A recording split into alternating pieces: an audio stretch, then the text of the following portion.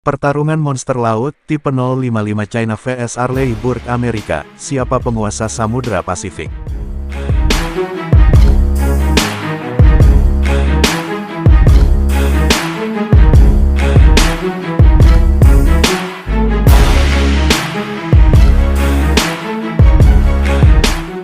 Di balik gelombang tenang Samudra Pasifik, dua monster laut raksasa sedang bersiap saling mengintai dan mengunci target.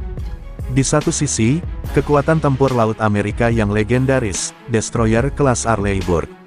Di sisi lain, kebanggaan Angkatan Laut China yang baru dan mematikan, tipe 055 Renhai kelas destroyer. Siapakah yang lebih unggul, siapa yang pantas menyandang gelar penguasa Samudra Pasifik? Kekuatan dua negara, Amerika Serikat sudah puluhan tahun mendominasi laut dengan armada raksasa, kapal induk super, dan destroyer canggih. Sementara itu, China tidak tinggal diam. Dalam 10 tahun terakhir, Beijing membangun kekuatan lautnya secara agresif, tak hanya kuantitas, tapi kualitas. Dan puncaknya adalah peluncuran tipe 055, destroyer terbesar dan paling kompleks yang pernah dibuat China. Spesifikasi dan ukuran fisik, mari kita lihat monster pertama. Tipe 055 panjang 180 meter, bobot penuh mencapai 13.000 ton. Bahkan, banyak analis menyebutnya bukan sekedar destroyer, tapi hampir masuk kelas cruiser.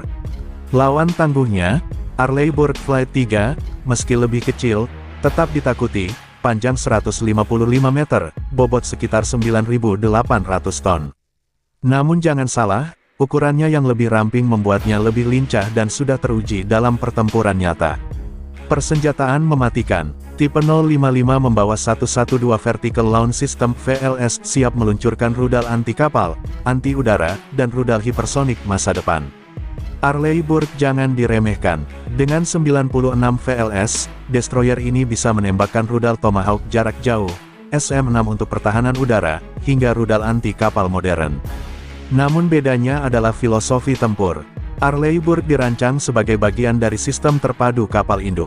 Tipe 055 dibuat untuk berdiri sendiri sebagai pemimpin armada penyerang China. Ini menjadikannya lebih independen dan serba bisa. Radar dan sistem tempur, Arleigh Burke Flight 3 membawa radar AN/SPY-6, yang sangat sensitif dan bisa mendeteksi rudal balistik dari jarak ratusan kilometer. Sementara itu, tipe 055 menggunakan radar AESA aktif yang setara dengan teknologi tercanggih, meskipun masih sedikit misterius detail kemampuannya. Tapi yang jelas, tipe 055 dirancang untuk perang elektronik dan serangan siber laut. Strategi perang laut, Amerika mengandalkan keunggulan satelit, kapal induk, dan jaringan sekutu di Pasifik, Jepang, Korea Selatan, Australia.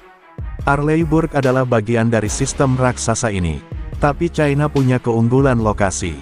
Dengan tipe 055, mereka bisa mendekat ke Laut China Selatan, Taiwan, dan bahkan Pasifik Barat, tanpa perlu melintasi samudra. Ini memberi keunggulan posisi dan logistik. Jika tipe 055 dan Arleigh Burke bertemu di Laut Filipina, siapa yang akan menang? Dalam duel jarak jauh, tipe 055 mungkin bisa melepaskan salvo rudal lebih dulu berkat jumlah VLS yang lebih banyak. Tapi Arleigh Burke punya sistem tempur Aegis yang terbukti mampu mencegat rudal masuk, bahkan rudal balistik. Dalam skenario nyata, hasilnya bisa ditentukan oleh siapa yang deteksi duluan dan siapa yang tembak duluan. Tipe 055 adalah monster teknologi baru dengan ambisi besar. Tapi Arleigh Burke adalah senjata veteran dengan pengalaman nyata dalam perang dan latihan global. China mungkin menang dalam ukuran dan jumlah kapal baru, tapi Amerika masih unggul dalam pengalaman, jaringan global, dan dominasi teknologi integratif. Samudra Pasifik ini bukan lagi lautan yang tenang. Dua kekuatan besar sedang mempersiapkan panggung.